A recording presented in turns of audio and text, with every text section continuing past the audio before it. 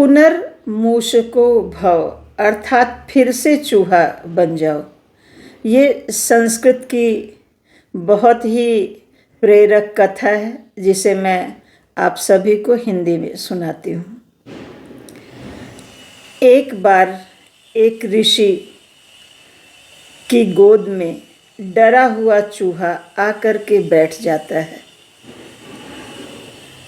ऋषि के पूछने पर बताया कि उसे बिल्ली से डर लगता है और ऋषि को बड़ी दया आई। उन्होंने कहा, अच्छा तुम बिल्ली से डरते हो, चलो तुम बिल्ली बन जाओ। अब ऋषि के सुंदर सुरम्य आश्रम में, सुंदर वातावरण में वह चूहा निर्भय होकर के बिल्ली बन करके विचरण करने लगा। एक दिन उसे किसी कुत्ते ने दौड़ाया। फिर से वह ऋषि की शरण में आया और उसने बताया कि कुत्ते मेरे पीछा कर रहे थे और मैं उनसे डर कर आपके पास आया हूँ।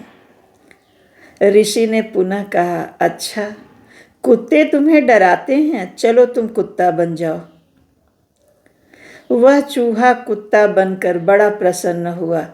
ऋषि के आश्रम में उसके अगल बगल सुंदर वातावरण में सुखपूर्वक घूमने फिरने लगा। एक दिन किसी बाघ की नज़र उस पर पड़ी और उस चूहे को बाघ ने खाने के लिए दौड़ाया। फिर से चूहा ऋषि की शरण में आया। दयावश ऋषि ने फिर से उसे कहा, अच्छा तुम्हें बाघ से डर लगता है, चलो तुम बाघ बन जाओ। बाघ बनकर वह चूहा बड़ा ही निडर हो गया। वो आराम से इधर उधर निर्भय होकर घूमता था, लेकिन सारे जानवर उसके बारे में बातें करते थे, अरे ये तो पहले चूहा था। ऋषि ने कृपा करके अपने वरदान से इसे बाघ बना दिया है, देखो ये अब कैसे इतराता है।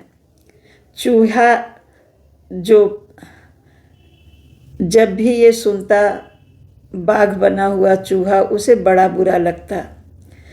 वो अपनी निंदा का कारण उस ऋषि को समझता था। बहुत ही मूर्ख था। उसने सोचा अगर मैं ऋषि को ही खत्म कर दूं तो लोग भूल जाएंगे कि मैं पहले चूहा था, और उसने जो है ऋषि पर आक्रमण करने की सोची। ऋषि इस बात को समझ गए और उन्होंने उसे श्राप देते हुए कहा, पुनः मूषको भव, फिर से चूहा बन जाओ। इस कहानी से हमें यह शिक्षा मिलती है कि हमें कभी भी किए हुए उपकार को और उपकारकर्ता को भूलना नहीं चाहिए।